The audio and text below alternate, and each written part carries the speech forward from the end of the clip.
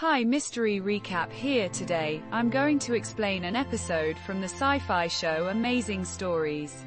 Called The Rift. Spoilers ahead, watch out, and take care. The story opens as a recently widowed woman, Mary Ann Johnson, and her stepson Elijah drive down a road somewhere in Ohio. They are headed to Burlington, where Mary Ann plans to hand over Elijah's guardianship to her sister-in-law. The poor boy doesn't know this and thinks they headed to California to start a new life. As they are driving, the GPS suddenly stops functioning, causing Mary Ann to miss a turn. She soon stops the car and takes a U-turn, hoping to find the right path, but this is when something strange happens. The ground underneath them trembles and all the windows in the car shatter. A high-pitched squeal then temporarily debilitates them as a plane falls from the sky and crashes into a nearby meadow. As soon as the screeching sound stops, Elijah sprints to the edge of the road to look down at the crash. He is followed by his mother, who quickly calls 911. Meanwhile, the plane is caught fire and Elijah spots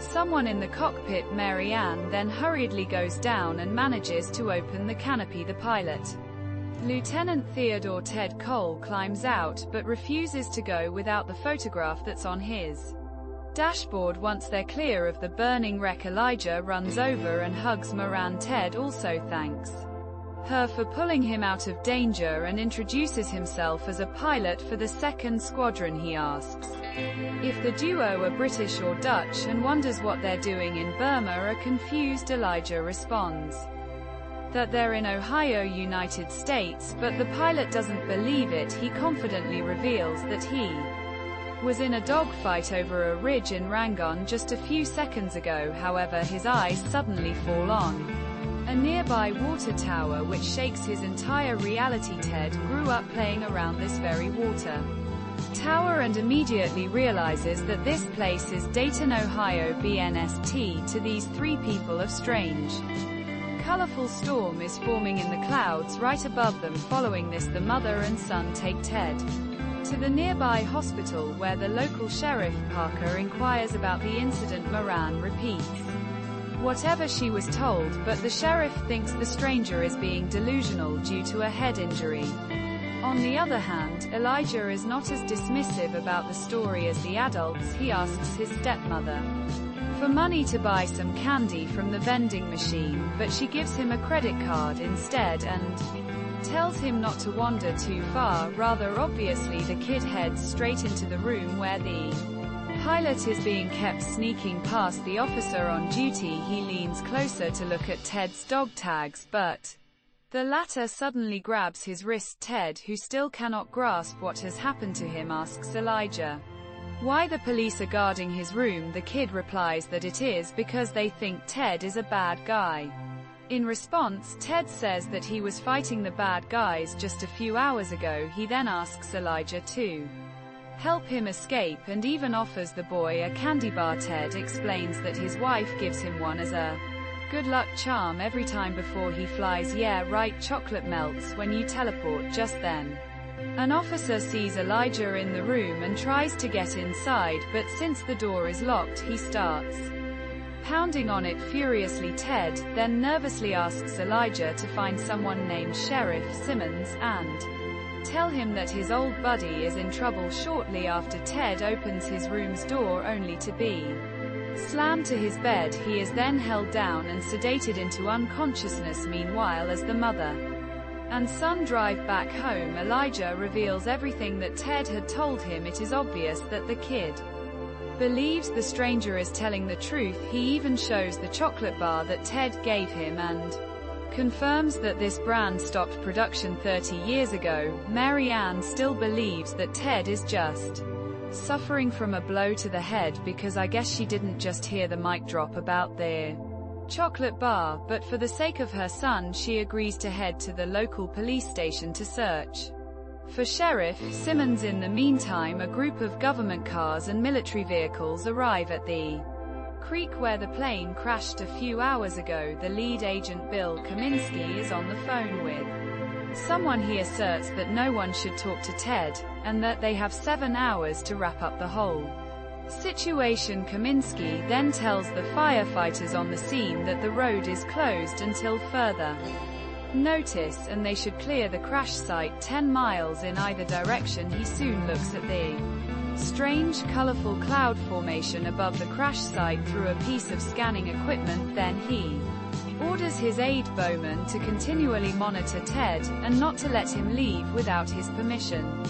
Elsewhere, Mary Ann and Elijah arrive at the Bradford police station and ask for Sheriff Simmons. The station chief tells them that there is no one of that name here. Meanwhile, Elijah, who is wandering near a display case in the station, sees an old photograph. He quickly opens the case and takes the photo before anyone can see what he is doing. Once outside the station, he shows his mother the photograph, which apparently was taken in 1938. Standing in one corner of the photo is Ted in a police uniform, but Mary Ann is still not convinced, as she believes the person could be Ted's grandfather. Back at the hospital, Ted wakes up and looks out the window only to see several soldiers pulling up. He is now beginning to suspect that there is something fishy going on here and decides to take matters in his own hands. When the orderly comes in with yet another sedative, Ted knocks him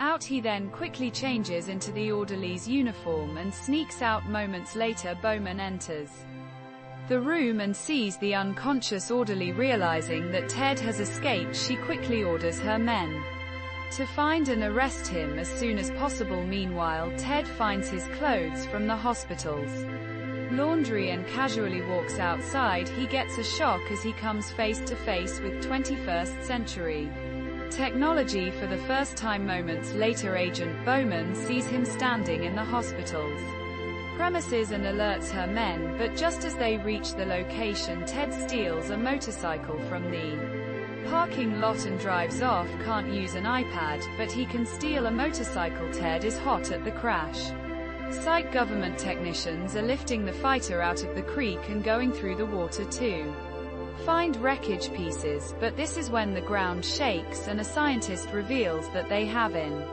anomaly. Kaminsky doesn't seem surprised by this and urges the technicians to fix the plane as soon as possible. In the meantime, Mary Ann stops at a gas station and Elijah insists that the man in the photograph is Ted. He is now completely sure that Ted has somehow traveled through time. The boy also insists that time travel only pulls someone to where they belong, as if they are bound by some sort of destiny, just like Indiana Jones traveling to a time before that shitty movie was made. However, Mary Ann still acts ignorant and asserts that there's nothing like time travel, and she is busy checking the overheating engine. Elijah notices a letter in the glove box that has his name on it. He grabs it and immediately reads whatever is written inside. Turns out these are his adoption papers. As Moran is planning to abandon him before heading to San Diego by herself, he is extremely hurt by this revelation and confronts her at once. Mary Ann explains that she promised her husband she'd always do what was best for Elijah. The poor kid wonders if he's too much trouble, but his stepmother says this isn't about him. She figures that the best chance for Elijah isn't with her and begs him not to fight her on it. As they get back in the SUV, Moran promises that his aunt will take good care of them, and that's what matters. Well, that and the drugs that she wants to get back to. As the two are about to pull back onto the highway, Ted comes zooming down from the opposite side and stops right nearby them. Elijah reiterates his point that this is destiny and quickly asks Ted if he's in the photo. The lad confirms that he is and points out to the man standing next to him, Sheriff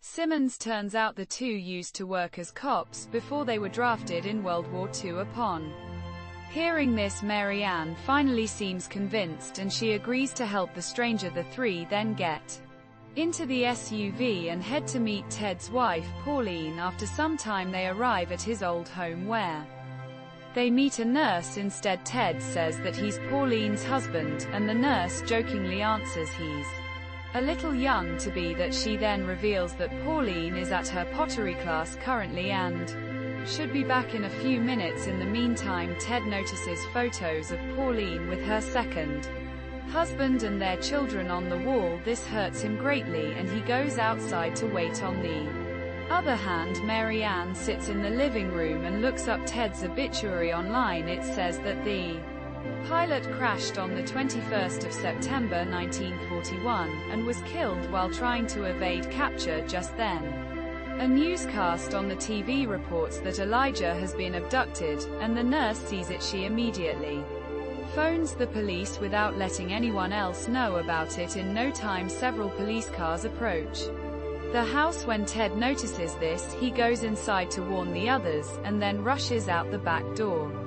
There are several soldiers along with Agent Kaminsky waiting for him outside. A frightened Ted puts his hands up as the agents slowly approach him, but instead of arresting him, Kaminsky says that they're here simply to get Ted back to where he belongs. The ground shakes right at this moment, and Bowman reveals that it's a seismic tremor caused by Ted being here in this timeline. Kaminsky then adds that Ted has traveled into the future, and they need to immediately send him back to his own era. Suddenly Elijah runs out and informs Ted that he died in Burma and never returned home after the war. He then somehow leads him to the SUV, and the duo bolts out away from the spot. Since Ted grew up in this area, he is easily able to shake off the pursuing soldiers. They stop after a while and cross a nearby river to get to an old abandoned house. As they walk around the house, Ted claims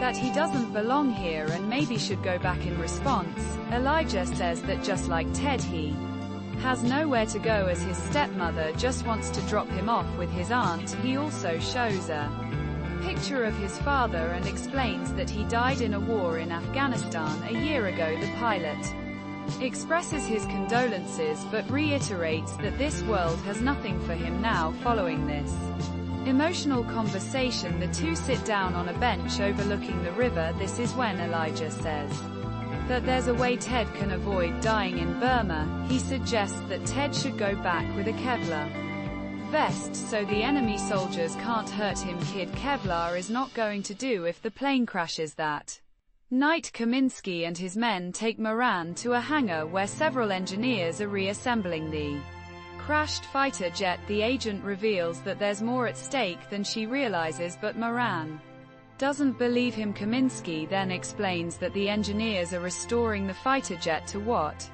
it was so that it can fly and they can send Ted back. To emphasize his point, he shows her the sites of several large-scale earthquakes and explains that they were all caused by a phenomenon called the rift. We then get to know that rifts are those holes in the space-time continuum which manifest themselves as strange colorful cloud formations when things that came through them weren't returned.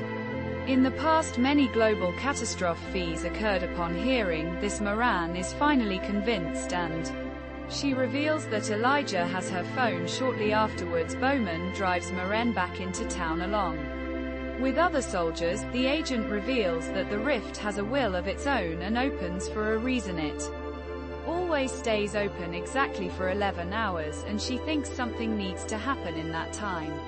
However, Bowman has no idea what Ted needs to do during his time here. On the other hand, Ted and Elijah hear the approaching sirens and run to a nearby rail yard. Helicopter crew spots them and calls in the others, but Mary Ann asks Kaminsky for the chance to talk to Ted first. The latter agrees, and she calmly goes over to the pilot. As they engage in conversation, Ted says that he's ready to go back, but on one condition: he is provided with a weapon and bulletproof vest. However, Mary Ann tells him that he can't fight what is already predestined. She reveals that if he doesn't go back exactly the way he came through, every single person in a 10 meters radius will die in some natural catastrophe. She can't possibly know that. Rather surprisingly, Ted accepts his destiny and is ready to head back. This is when Mary Ann says that the rift brought him here for a reason. The scene abruptly shifts as all of them head back to Pan's house, where Kaminsky gives Ted 5 minutes. The pilot goes inside and finds the love of his life in the kitchen working on a puzzle. Old as he hesitantly approaches and greets her, and she stares at him and smiles warmly. Ted apologizes for never saying goodbye and figures that she moved on. He adds that he loved her, always has and always will, but just as Ted is about to leave, Pauline shows him a pendant that she wears around her neck. This is the same pendant that he had given her all those years ago, a symbol of her love. Moments later, Kaminsky comes in to get Ted, and the pilot says goodbye to Pauline as he goes to his fighter jet. He tells Moran to stay together with Elijah. He then starts the engine and flies off to the rift right in the neck of time. As the story ends, we see that Marianne has changed her mind. She and Elijah are heading to California together to start a new life. Subscribe for more videos like this, turn on notifications, and leave a like to help the channel out. Thank you for watching.